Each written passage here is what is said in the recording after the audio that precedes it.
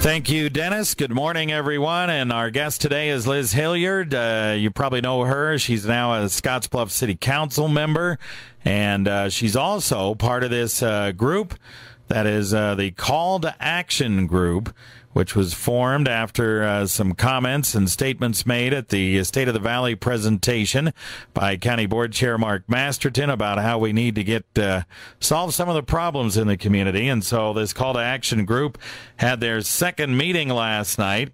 And first of all, you said when we were talking out there earlier, about 50 people were there last night, somewhere in that neighborhood? Yes, it was a good turnout. So that's a good turnout. I was pleasantly surprised. All right.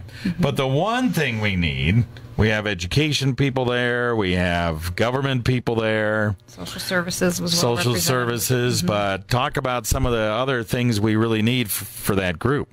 We are really missing business and industry. They were not well represented last night. There was a handful, less than 5, in my opinion, people that were true business and industry leaders or work in that workforce. And we also are missing young people, youth. There were very few people there in their 20s and 30s, and even high schoolers. We want to tap into those age brackets because they're going to be critical to the success of this organization. Okay. All right.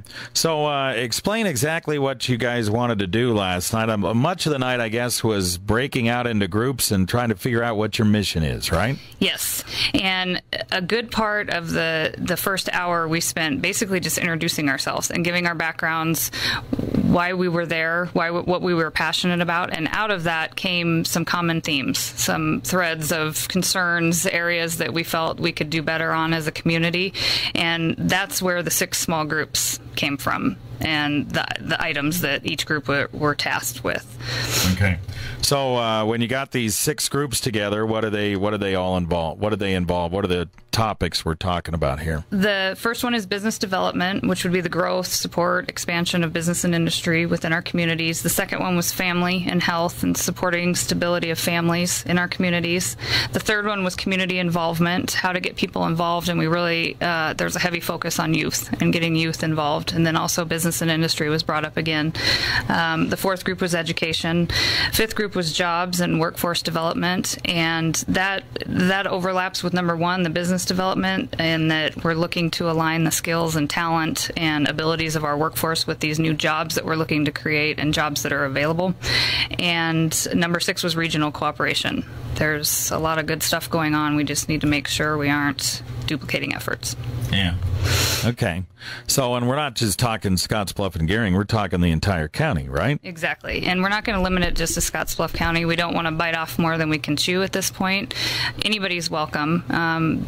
We face similar issues in our county as neighboring counties, but as of right now, it's mostly Scottsbluff County. Anybody that's within Scottsbluff County, we encourage to participate.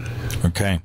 One of the other things you guys did yesterday was concentrate more on, I know there was a lot of negative statistics in this report that the gentleman from UNO did on our area, but you guys kind of said, well, wait a minute, we have positives here as well, right?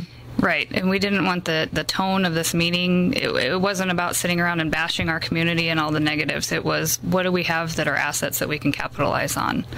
That was really the focus. There were some positives in his research, and I encourage people to look at that research. It's available on the City of Scottsbluff's website. It's very easy to understand. He has very good graphics. There are positives. One of them is retail.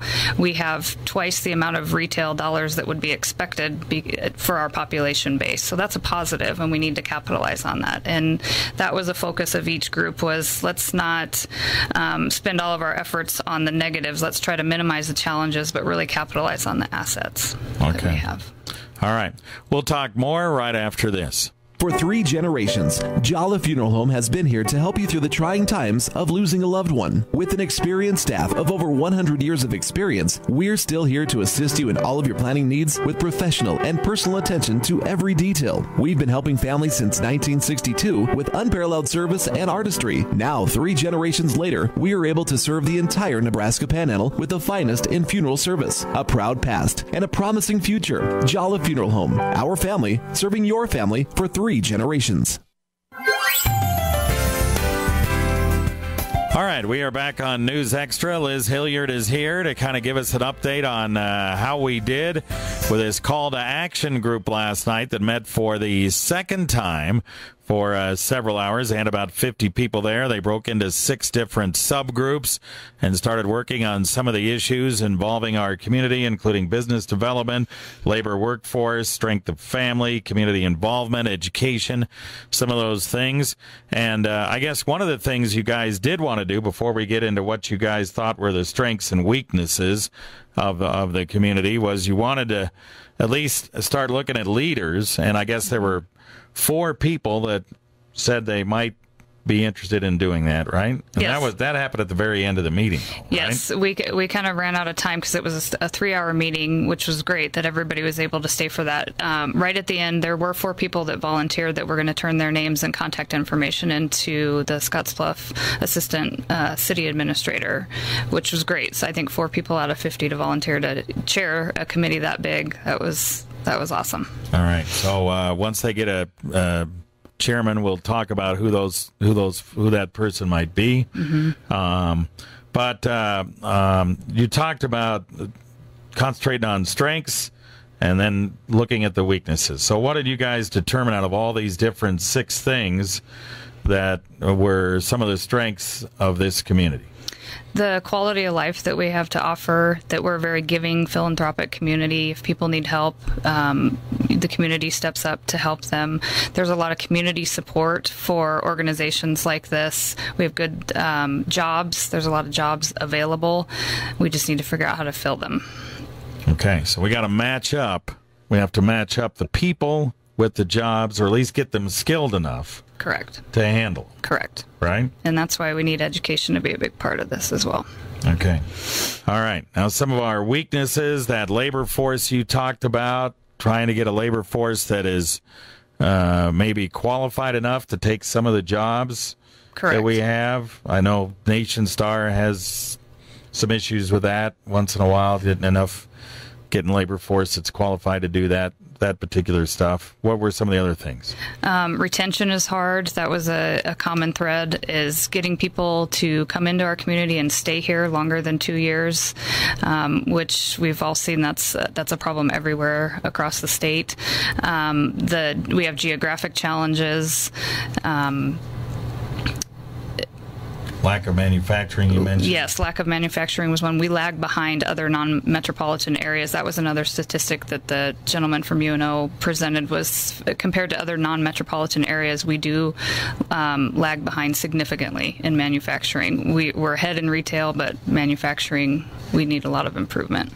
What do they say about our wages here? I mean, the wages here are lower almost clear across almost anywhere you go, across the board. Right. They're lower than what the rest of the state. Is that maybe for some businesses to come in here, that's an attractive thing, but if you're an employee coming in, that's not such a great thing. Right, and that's a double-edged sword, and that was in both columns last night. Low wages were both seen as an asset and also as a challenge, depending on which side of the table you were on.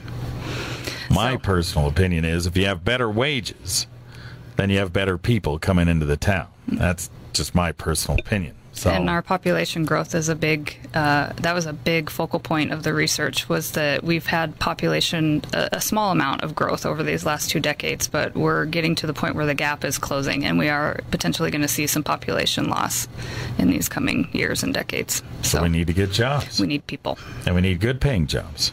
Right. Right? Correct. Okay. All right. Well, you guys have a challenge. That's for sure. So when do you meet next?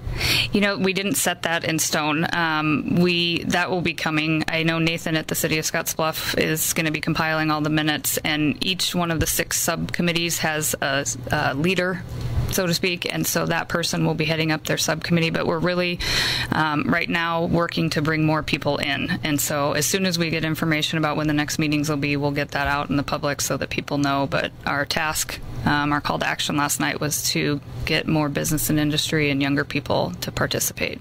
Okay. All right. Very good. All right. Thanks, Liz. Thank you. Appreciate it. And good luck with your with your new responsibility as a city council person. Thank you.